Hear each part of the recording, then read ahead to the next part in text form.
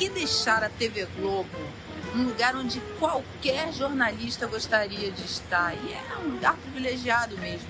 Tinha uma coluna no Jornal da Globo, uma coluna no SBTV, uma coluna no Globo News em pauta.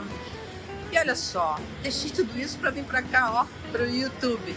Sim, criar um canal de jornalismo no YouTube. Nossa, isso é uma maluquice? É, para muita gente é uma maluquice. Minha mãe achava que eu ia me aposentar na TV Globo.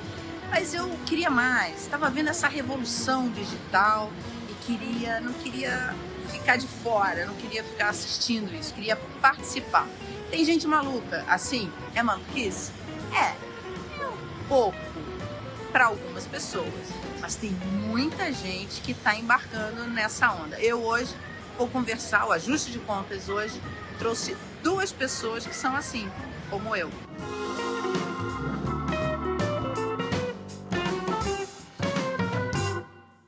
Bom dia, boa tarde, boa noite, boa madrugada, Ajuste de Contas no ar. Tem gente que nasceu para ter carteira assinada, para bater ponto, trocar tudo pela estabilidade do emprego público, quer tudo bem previsível. No programa de hoje, 2, na verdade 3 pessoas que não têm esse perfil. Eu me incluo nessa. Mônica Sacarelli criou a Rico, corretora de investimentos, vendeu para XP. Pronto. Parou de trabalhar e foi curtir a vida. Foi, por um ano. Resolveu criar outra startup. Agora, voltada para quem tem pouco dinheiro para investir. Pouco mesmo. A Grão é voltada para as classes C e D. Mônica, você gosta desse rótulo de empreendedora? É empreendedora ou é maluca? Ou é desavisada? Acho que os 3 tudo junto, né? Mas acho que mais maluca do que... Porque realmente tem um glamour hoje, né? Que todo mundo fala do empreender. Mas os bastidores a gente sabe que não tem glamour nenhum. Não tem glamour nenhum. Vitor Olivier, vice-presidente do Nubank. Ele também tem esse espírito. Estava lá com um emprego bom num banco de investimento. Topou largar tudo para ganhar 1/5 do salário e se desdobrar em várias funções. E hoje lidera esse movimento que está sacudindo o setor bancário. Vitor, aquele velho banco com agência física vai acabar? O banco que vai sobreviver no futuro é o banco que consegue usar tecnologia para atender o cliente. Vai acabar. Você foi muito assim, diplomático, mas você acha que vai acabar? Acho que ele vai ter outras caras. E ele vai estar onde o cliente está, e não onde a tecnologia está, onde está a agência. Onde o cliente está. Isso daí está indo no bolso de todo mundo, né? Uma agência que está no bolso de todo mundo. Já me identifiquei com os 2. A nossa pauta hoje está cheia. Uma delas, o Vitor já adiantou, o futuro dos bancos. Em um ano, o número de bancos digitais mais que dobrou. De Washington, Otaviano Canuto mostra como as startups financeiras estão ajudando a reduzir a pobreza na América Latina. Bolsa de valores. Os brasileiros mergulham de cabeça no mercado financeiro. E os estrangeiros? Por que eles estão fugindo das ações Made in Brasil? O Ajuste de Contas já começou, lembrando que membros do canal podem assistir a gravação do programa sem cortes do diretor. Eu já estou gostando desse programa, estou aproveitando para trocar experiências e vocês não sabem que estão me ajudando a ter mais certeza ainda que eu não estava louca quando decidi criar o My News, junto com o Antônio Tabet e toda uma turma que trabalhava comigo na TV Globo. Quando se monta uma startup, sempre se parte de uma dor. Como se diz, o My News entrou no mercado como um canal de jornalismo no ambiente digital, marcado por muita opinião, muito achismo e muita fake news. Somos um grupo de jornalistas com muita experiência no mercado tradicional, com liberdade para fazer jornalismo equilibrado, com apuração profissional e leve. Na verdade, para combater esse achismo e essas fake news que estão na rede. Mônica, para quem não conhece, qual é a diferença da Grão e o que ela traz de novo para o mercado? A Grão é a primeira fintech, né, a primeira empresa de microinvestimento do Brasil. Lá atrás trabalhei bastante com essa parte de investimento, mas ainda a gente não como atingir, né, a população geral do Brasil. Né? Ainda, quando a gente fala em investimento, sempre as pessoas pensam, não tenho dinheiro e eu não sei como investir. Então, olhando essa questão, a gente quebrou essas duas barreiras, esses 2 problemas. Então, hoje, com R$1, você pode começar a guardar dinheiro. Então, é o primeiro passo das pessoas que, por exemplo, nunca souberam ou nunca tiveram uma reserva. Então, não tenho dinheiro? Será que você não tem R$1? Então, com R$1 você pode começar. E a segunda pergunta, não sei, né? A segunda questão que sempre as pessoas falam, eu não sei no que investir, não precisa saber. Então, ele coloca, a gente é realmente uma conta remunerada e a gente investe num título e paga uma rentabilidade fixa para ele. Então, é para as pessoas começarem a guardar para conquistar algum objetivo. A Mônica tem essa carinha de menina, mas ela tá nesse mercado. Eu conheço a Mônica faz tempo. Você é do tempo que a internet ainda não estava. Eu lembro que quando a gente começou a se falar, não existia essa revolução tecnológica ainda na parte de investimentos, né? Você era de uma corretora tradicional, enfim. Os mecanismos eram outros ainda, né? Eu vi o home broker, né? O famoso home broker nascer. Na bolsa. Internet a lenha, diz o da Rony, que internet a lenha. Exatamente. Então, assim, eu vi isso lá atrás e mudou muito. Eu acho que também depois meus 3 anos, né, que eu saí do mercado como instituição financeira, e agora com essa nova, também mudou. E está mudando muito rápido, né? Apesar de todos os problemas aqui no Brasil, mas vem muito rápido com essa questão de tecnologia, está empurrando com que as instituições financeiras, o mercado financeiro mude. Isso é uma coisa interessante, porque a velocidade das mudanças, assim, a velocidade é muito alta. Vitor, para quem ainda não conhece, como você definiria o Nubank? Nubank é uma empresa de tecnologia focada em serviços financeiros aqui no Brasil. E a gente começou com a oferta de um cartão de crédito sem anuidade e depois expandiu essa oferta para incluir a conta, que é uma conta remunerada também, que tem teses limitadas, também tem tarifa de manutenção. E agora a gente está testando alguns produtos novos, como o crédito pessoal e a conta PJ. Você já mudou de banco? Não estou falando mudar de agência, mudar de banco mesmo. Conta nova, cartão novo, gerente novo, tudo novo. Se a resposta é não, tudo indica que você seja mais maduro, experiente, da geração 50+. Pois é, os millennials são muito menos fiéis. Trocam de banco 2,5 vezes mais que a galera de cabeça branca. Vamos a alguns dados do setor. As informações saíram agora, mas foram coletadas em 2018. O número de bancos digitais cresceu 147% em um ano, ou seja, mais que dobrou. Os jovens são os principais clientes. Hoje, 32% do público adulto até 35 anos usam cartões de bancos digitais e fintechs. Vitor, já te falei isso. Uma amiga minha que é 50+, que teve a conta negada no Nubank. Por que isso acontece? O Nubank só quer jovens? Pelo contrário, a gente tem que investigar o caso da sua amiga, porque isso não deveria acontecer. Foram 2 amigas. Eu não posso te falar o nome, são muito conhecidas. Elas não vão gostar que eu fale o nome. Mas, enfim, pode ser também porque ela digitou uma tecla errada, não? O Nubank é um produto 100% digital. Então, ali você consegue pedir a conta no aplicativo e ele é um produto que é para todo mundo. Você tem mais de 18 anos e você tem um aplicativo e você tem um CPF, RG, uma pessoa de verdade. Você tem acesso a uma conta sem anuidade. E a gente também oferece produtos de cartões, produtos de crédito, que existe uma análise de crédito. E aí existe a possibilidade de ser aceito ou não. A gente está sempre melhorando o nosso modelo. Mas não tem restrição de idade? De jeito nenhum. A galera 50+ pode ser cliente do Nubank sem problema. Meu pai tem 78 anos e o usuário ávido todo dia está lá usando o roxinho. Então, com certeza a gente quer... Roxinho, você sempre usa roxinho para... Um leve branding aqui. Tá certo. Outros dados interessantes. Em quem o brasileiro confia na hora de guardar o dinheiro? 63% preferem os bancos tradicionais. Muito abaixo os bancos digitais, 12%. E olha o curioso, quando usa a palavra fintech, cai para 6%. Sabe nem se fintech faz mal com leite, né? Essa pesquisa mostra que 60% das transações já são feitas por canais digitais, isso incluindo os bancos tradicionais. Mas a palavra fintech assusta? Vocês acham que ela assusta?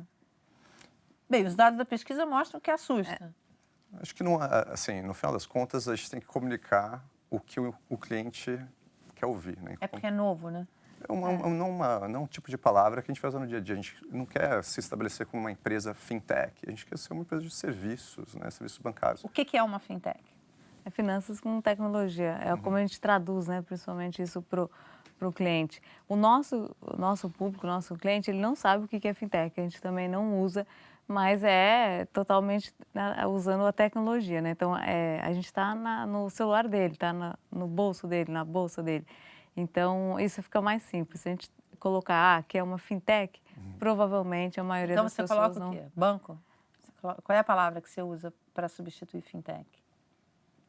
A gente É não- muito... É, gente, Então a gente tem acho que o mercado financeiro já tem tantos nomes que são confusos para tantas pessoas. A gente quer estabelecer um relacionamento bancário, financeiro com o nosso cliente. Na verdade é o comunicar seguinte, com você ele já olho arruma nu. namorado pelo Tinder, aluga casa pelo Airbnb, você faz tudo, né? iFood, então agora você também pode cuidar do seu dinheiro pelo celular. pelo celular, né?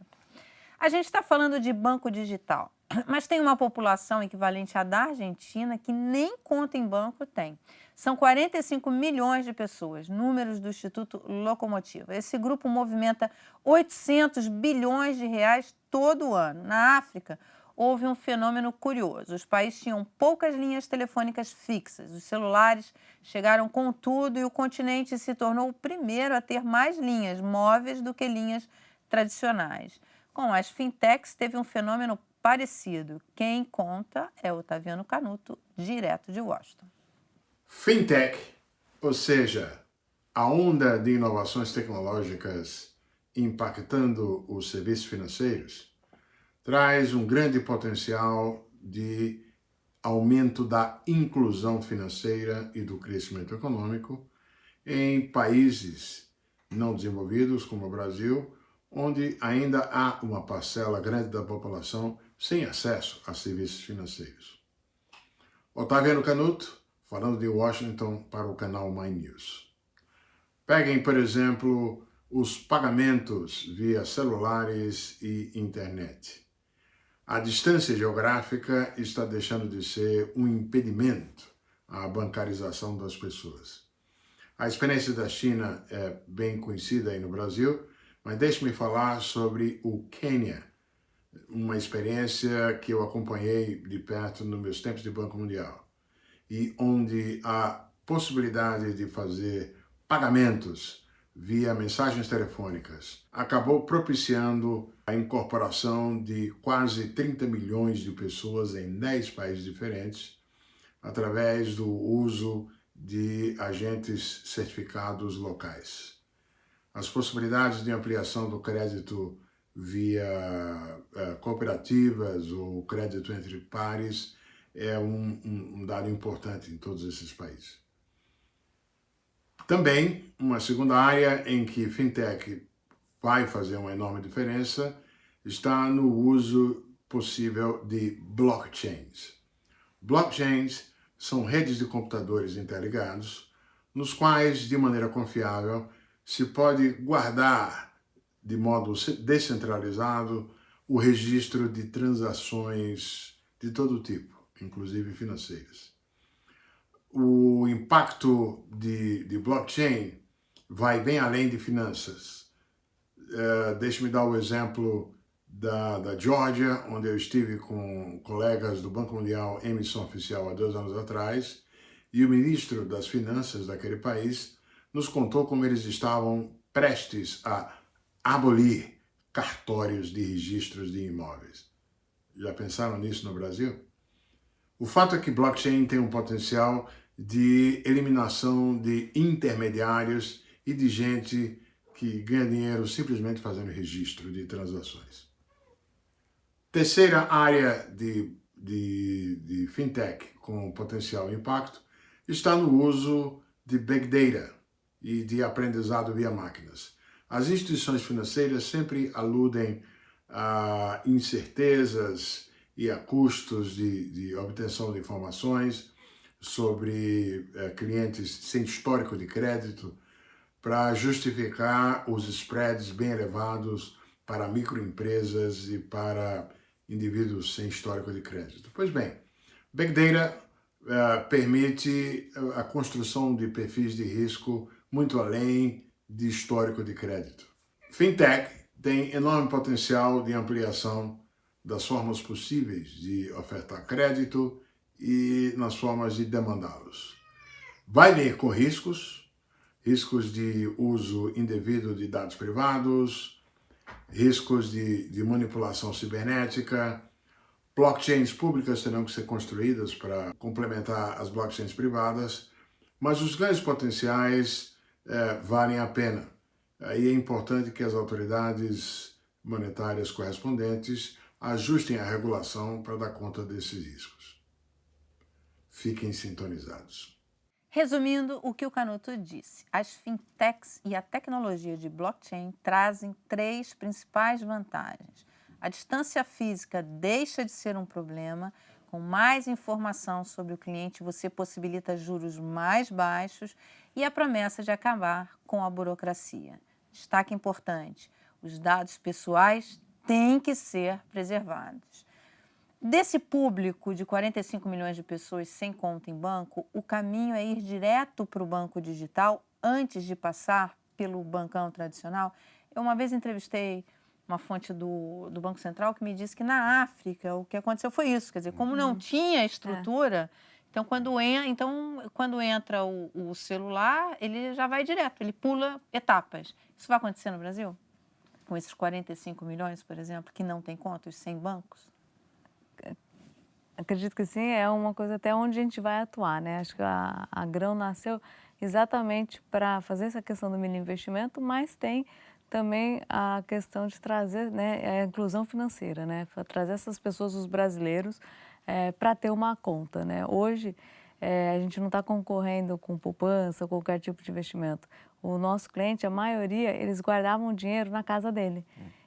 Eles não têm, né? Eles podem até ter. Quem tem conta bancária, às vezes ele não é ativamente um heavy user, né? Ele não é ativo na conta bancária. Ele sabe usar, mas ele recebe o salário dele e tira, né? Então, isso a gente viu uma oportunidade e a gente chegou.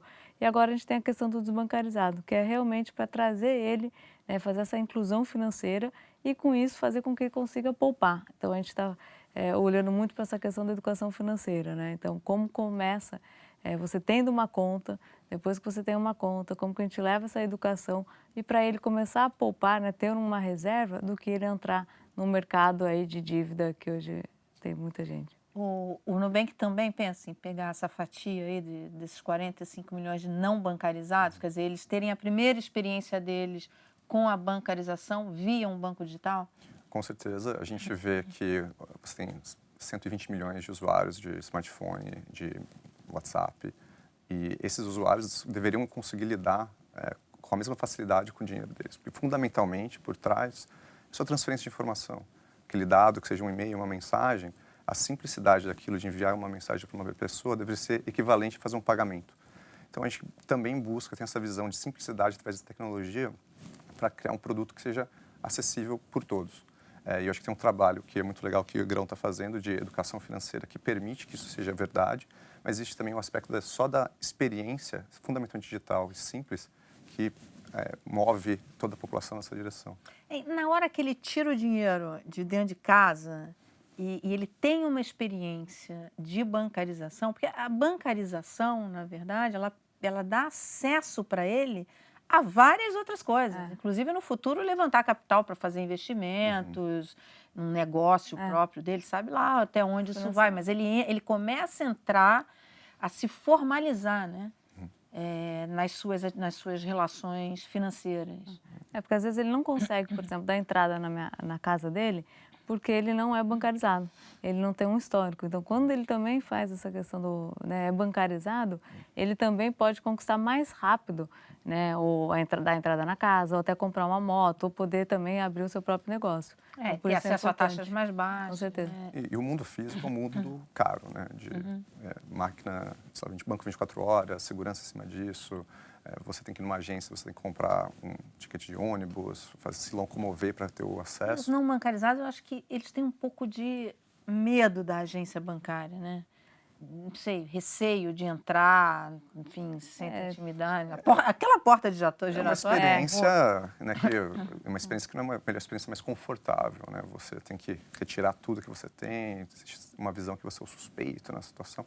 Então, acho que não é uma experiência que deixa qualquer pessoa bem-vinda. E acha que não entende de nada, Exatamente. tem vergonha. Que não é para eles, né? Acha que não é para eles, né? O que é uma bobagem, né? Enfim, porque é para todo mundo. E você acha que, então, que a tecnologia vai ajudar a acabar com isso e trazer essas pessoas vão ter sua primeira experiência bancária numa experiência digital, num banco digital? Muitas pessoas já estão tendo isso, então 20% da base do Nubank teve o primeiro cartão de crédito, mesmo depois de 35 anos, com a gente. E são centenas e centenas de milhares de pessoas que mais de 40 anos... Como é o comportamento dessas pessoas? Essas pessoas que tiveram o primeiro cartão de crédito com vocês? Como são essas pessoas? Como é que é o índice de inadimplência? Como que elas assim, usam? É um universo muito diverso. Então, a gente está falando de centenas e centenas de milhares de pessoas, serão milhões de pessoas em todos os municípios do país. Então, a gente falar, quando mencionaram sobre Big Data, os modelos comportamentais das pessoas, cada grupo, cada região vai ter tipos de comportamento diferentes, onde que elas gastam, onde elas não gastam e tudo mais. Então, acho que a gente, cada vez mais, não vai poder mais falar de grandes grupos. A gente tem que segmentar muito como que a gente vê os serviços financeiros para cada indivíduo. Né? Isso é engraçado, porque é a tecnologia ajudando a não massificar, mas a colocar, enfim... Hiperpadronização, né? Você tem que... É bem interessante. Os bancários. Quem é o bancário do século XXI? O bancário do século XXI é a tecnologia. Vai ser o celular, vai ser os modelos de Big Data, é o código, é o software, fazendo decisões que são boas decisões e, no processo, educando o cliente para que o cliente possa se sentir empoderado para fazer essas decisões por ele mesmo. Ele vai ter que ter essa participação. Isso exige um conhecimento maior dele, inclusive do próprio negócio. Né? Eu acho que não, que facilita. Eu acho que a simplicidade que todo o mercado está trazendo, a tecnologia, está deixando isso mais simples para ele. Antes era bem complicado. Para ele, funcionário? Também. Eu acho que para todo mundo. Para o cliente, para o funcionário. Sindicato dos bancários, como é que eles participam desse processo? O Nubank, por exemplo, os funcionários do Nubank são ligados ao sindicato dos bancários? Nossa, não. Não, a gente não é um banco. A gente também não. É uma grande revolução.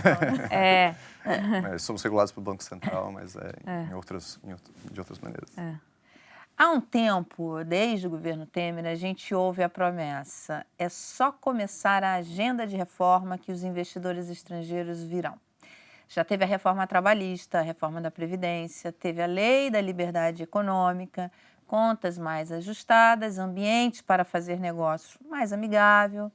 Aí os estrangeiros começaram a chegar, certo? Nada disso. Na Bolsa de Valores teve uma retirada em massa dos estrangeiros.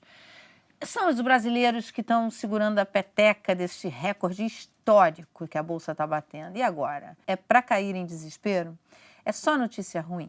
Calma, o Ajuste de Contas consultou o José Carlos Carvalho, economista-chefe da Paineiras Investimentos. Pergunta o que está acontecendo, que os brasileiros estão colocando dinheiro na Bolsa e os estrangeiros estão tirando o dinheiro da Bolsa. Então, em primeiro lugar, o quadro não é tão grave quanto parece na notícia. Porque se, por um lado, a B3 divulgou que saíram 44 bilhões do mercado de papéis, por outro lado, os estrangeiros entraram em 36 bilhões no mercado de IPOs, nas ofertas iniciais. Então, grande parte da venda que eles fizeram dos papéis que já estavam em cotação no mercado foram para entrar em novas emissões, nesse valor de 36. Portanto, a saída líquida dessa estatística dos estrangeiros, na verdade, são só 8 bilhões de reais, mais ou menos, que equivale a 2 bilhões de dólares, que é um valor pequeno. Só para a gente ter noção, 20 bilhões de dólares é mais ou menos 1% do PIB. Então, a gente está falando de 0,10% do PIB. Então, não foi uma saída tão grande. Mas, ainda assim, a pergunta persiste. Por que o brasileiro está entrando tanto na Bolsa e o estrangeiro está saindo, ainda que pouco, da Bolsa? O principal motivo, eu acho que é a mudança do custo de oportunidade no Brasil, que o estrangeiro não teve esse problema.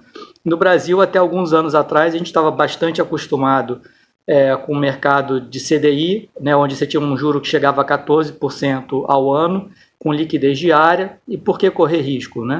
E agora que o CDI está em 4,5%, em torno de 4,5%, a oportunidade de você ficar parado nesse tipo de rendimento já não é tão interessante quanto antigamente. Então, esse é um principal fator. Na medida que o juro cai, o que acontece? A Bolsa é o valor presente dos lucros das empresas, então se o juro é menor, o valor presente dos lucros das empresas é maior, a bolsa começa a subir. Então, todo mundo começou a sair da renda fixa, né, do CDI, e migrar para a bolsa. Então, o gringo não teve essa diferença de perspectiva. O juro dele continuou mais ou menos igual. Então, esse é um motivo.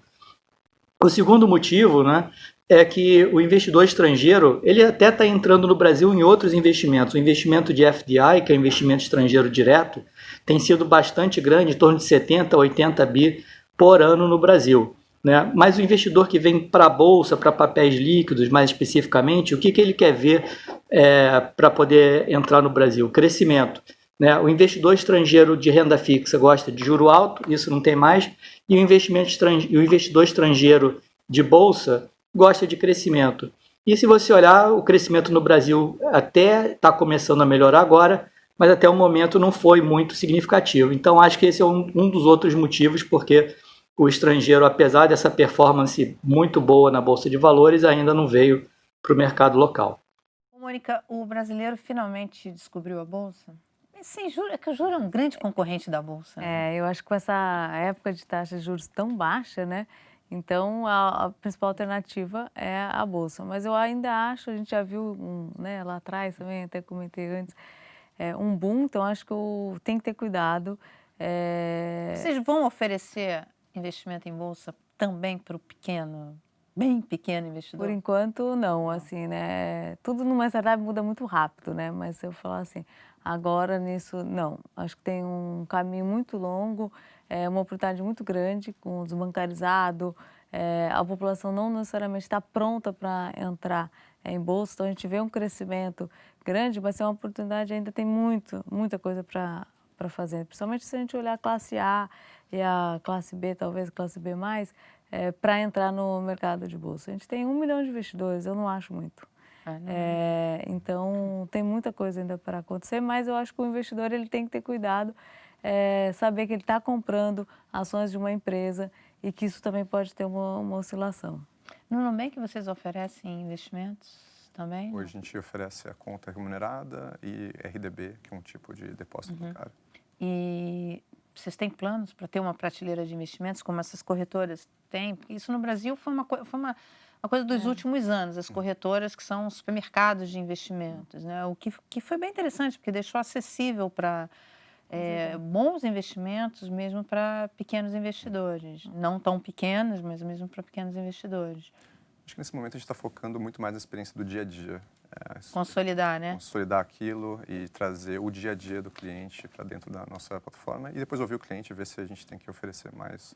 Olha só, tem eu te falei que a gente está ao vivo, né? Tem uma plateia virtual ao vivo e tem uma reclamação aqui contra o Nubank. O Lucas, ele é membro do canal há 5 meses. Valeu, Lucas. Sou usuário do Nubank há 3 anos e um dos motivos que indico é a relação do funcionário com o cliente através do chat. Muito mais bem atendido no Nubank do que no banco tradicional, no qual tenho conta. Não era uma reclamação, era o meu elogio. Só fiz isso só para criar uma tensão.